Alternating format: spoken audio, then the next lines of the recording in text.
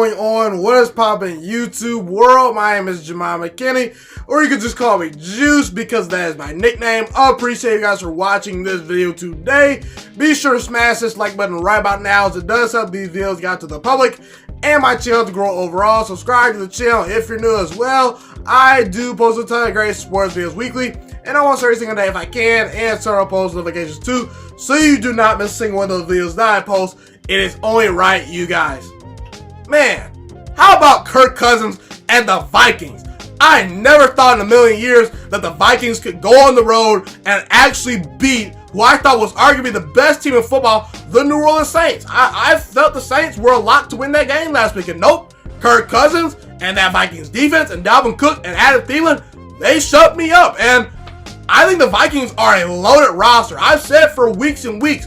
They have a top 5 roster of football. But my questions were, can Mike Zimmer make great play calls in big game situations, which he has not done in the past? Can Kirk Cousins play big in the biggest spots, something he has not done in the past? And guess what? Those two things happen.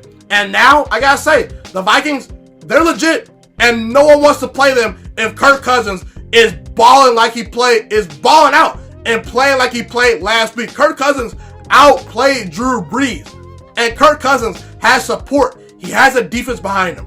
He has 2 really good wide receivers. He has an improved offensive line. He has Dalvin Cook to run the football. If you're just talking about talent from an NFL roster perspective, these two teams meet that criteria. You know, these two teams look like and are built like teams that can win a Super Bowl. You know, great pass rush, okay, between the 49ers and the Vikings. Great running backs, great wide receivers, great secondary. And these two teams are very similar. The weak link of the team, in many people's eyes, is their quarterback. And I don't understand why Jimmy G gets so much flack and so much disrespect. People keep telling me, Jimmy G sucks. He's the reason the 49ers will fall. And I understand why they feel that way, because it's hard to pick a hole in the 49ers offense and just overall on their team. You know, Jimmy G is not Aaron Rodgers. He's not Patrick Mahomes. He's not Deshaun Watson. But man, if I can say Jimmy G is the weak link in my team, I think my team is pretty stacked, because Jimmy G, 27 touchdown passes, a 69% completion percentage, a 100 passer rating. I'll take that. And Jimmy G, we saw him in this season. This season, we saw it. He stepped up when his team needed him the most. On the road versus New Orleans, made the play to George Kittle. You know, versus the Los Angeles Rams, with a first round bye potentially on the line, home field advantage on the line. He stepped up. He made the throw to win the game. Jimmy G is also 21-5 in his career in games he started. Guys, you can say he has talent. You can say he has the best roster in football. Regardless of that, that number does not lie. Jimmy G throughout his career has done nothing but win and win and win. Ever since he's gotten to the NFL, that matters. There's just something about him that he will find a way to win.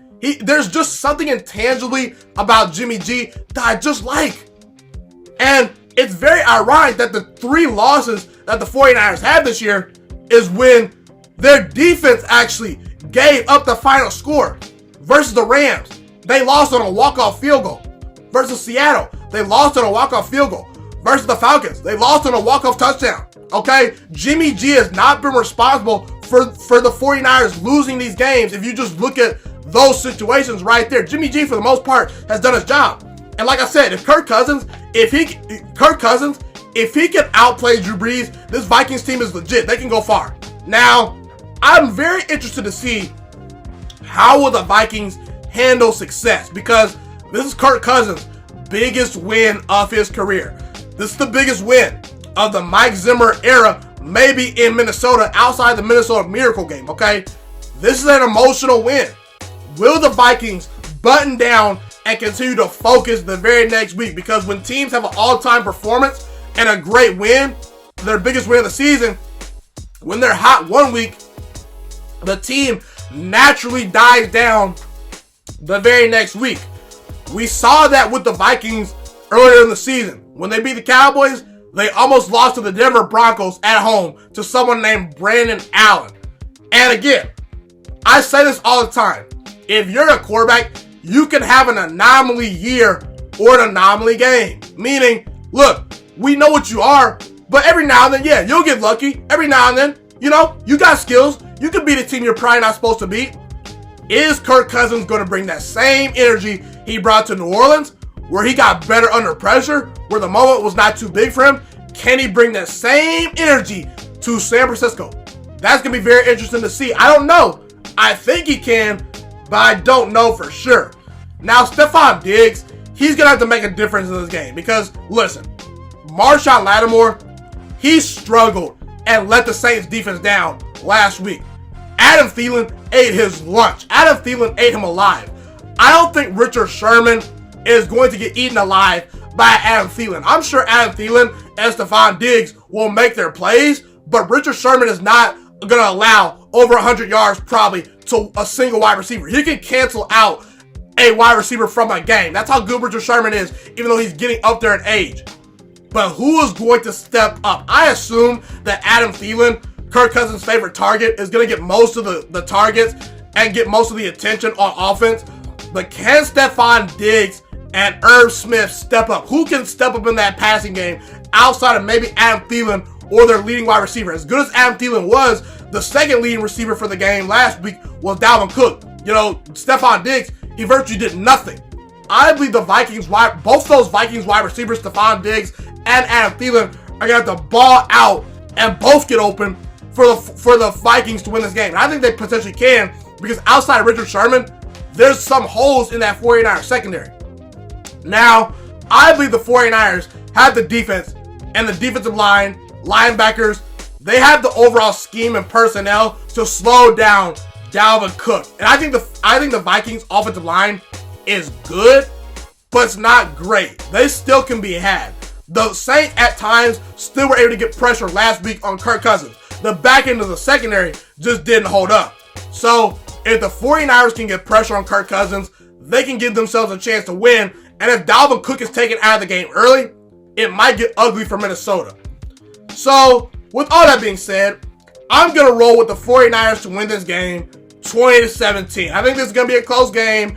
I think the 49ers win very close. I think they score late and they're going to win. I just think they have more weapons on offense. You know, they still got George Kittle, the best tight end in football. Maybe one of the best pure receivers in football if you don't count him as a tight end. He can block too. Emmanuel Sanders was an excellent pickup. Deebo Samuel is great after the catch. He's a great number 3 wide receiver. I know that Kyle Shanahan is going to call a great game plan. I think Kyle Shanahan is a very good head coach. The defensive line is very good, and they're at home. And I just don't think that coming off an emotional, big-time win at New Orleans, I don't know if the Vikings can repeat that performance that they had at New Orleans and win at San Francisco. And the key thing about the Vikings in that game was when Taysom Hill got busy and when the Saints got their players in space, the Vikings defense struggled. And how healthy is Xavier Rhodes going to be? I expect Xavier Rhodes to play, but he was banged up a lot in that game versus the Saints, okay? So they're a little bit fit at DB. I think the 49ers just have more players that can get out in space and make plays and expose that Vikings defense. I trust the 49ers defense more than I trust the Vikings defense to keep that same energy in a playoff game, okay? I just do. I just think that Jimmy G is more built for this moment too than Kirk Cousins. As great as Kirk Cousins was in that Saints game, I don't know if he can continue to have that success to beat this 49ers team on the road, because I just think the 49ers are a little bit better team than the Vikings. And Jimmy G, that guy is 20-5 in his career, okay? There's just something about Jimmy G where he says he's built for the big time moment. The moment doesn't get too big for Jimmy G. He doesn't get too scared for the moment. I think that Jimmy G outplays Kirk Cousins.